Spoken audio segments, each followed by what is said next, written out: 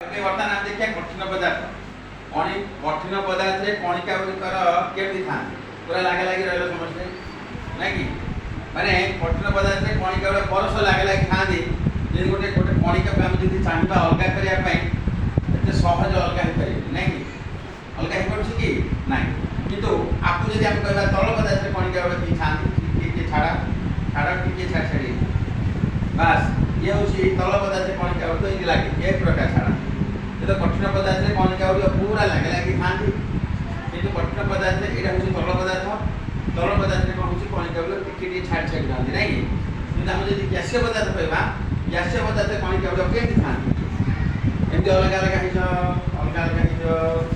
देखिले ना यहाँ हूँ गैसीय पदार्थ कणिका गुड़ गैसीय माने पदार्थ गैसीय रूप गैसीय अवस्था कणिका गुड़ कौन पूरा अलग अलग हूँ तल पदार्थ कि भल तल पदार्थ था ना नहीं यहाँ कठिन पदार्थ तल पदार्थ टी अलग हाँ है कठिन पदार्थ कि कठिन पदार्थ पूरा लगे लगे लगे लगे लगे था ना पूरा लगे लगे खाए पूरा लगे लगे खाए बुझे ना नहीं है उठ छाड़ा ताले तो बुझल पदार्थ केत अवस्था थाए कौन कौन कठिन तरल गैसीय गैसीय